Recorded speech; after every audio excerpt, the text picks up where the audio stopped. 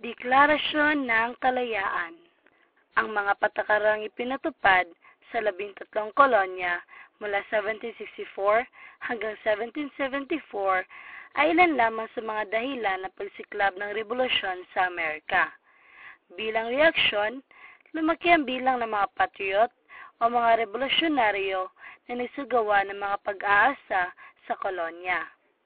Samantala, ang mga loyalist o Tories ay nanatiling tapat sa hari. Nagpamudmud ng polyeto ang mga patriot.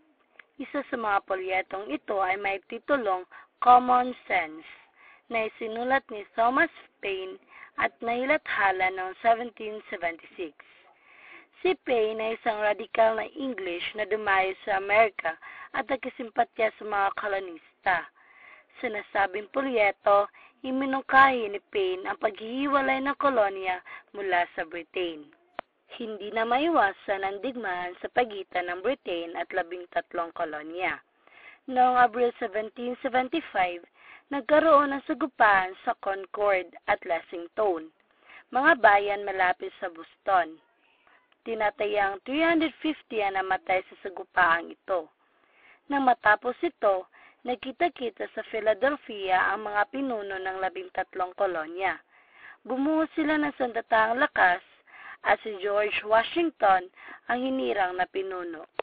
Pagsapit ng Hulyo 4, 1776, ang Declaration of Independence ay pinahayag ng Continental Congress na binubuo ng mga kinatawan ng 13 kolonya. Ang pangunahing mayakda ng deklarasyon ay si Thomas Jefferson. Nakasaad sa deklarasyong ito na lahat ng tao ay binayayaan ng Diyos ng mga karapatang hindi may pagkakait, na ang legitimasyon ng pamahalaan ay galing sa pagsang-ayon ng mga mamamayan, na ang mga mamamayan ay may karapatang patalsikin ng mga pinuno ng pamahalaan kung kinakailangan. Ang sigaw ng 13 kolonya ay hindi dapat magpasa at magpataw ng batas sa Britain nang walang pagsangguni at pagsang-ayon ng 13 kolonya.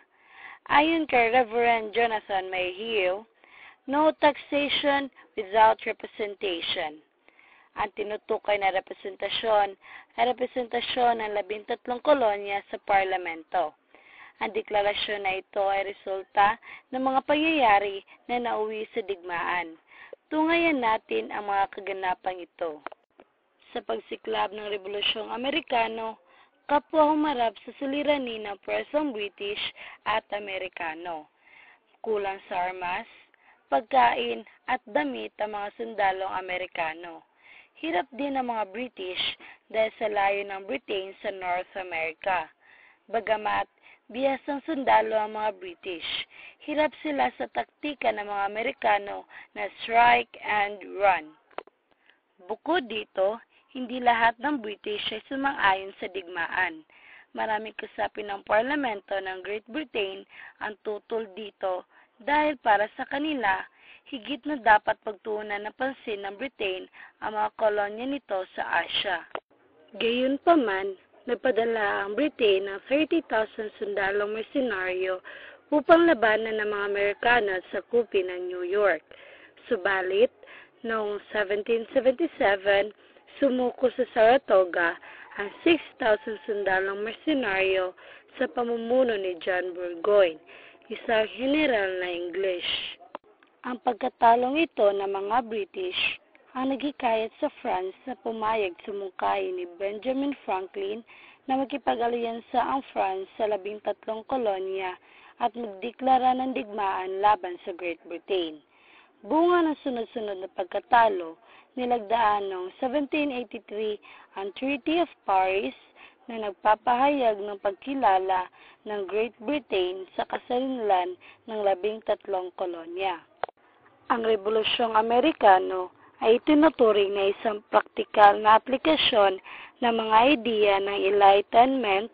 Ito ang nagdihat ng pagwawakas na pagkakailalim ng North America sa kapangyarihan ng hari ng Great Britain. Nagbigay daan din ito sa pag-usbong ng demokrasya sa North America at sa daigdig sa pangkalahatan. Binigyan din ito ang pagpapasya ng taumbayan at karapatan ng isang bansa na tahakin ang nais nitong landas at kapalaran.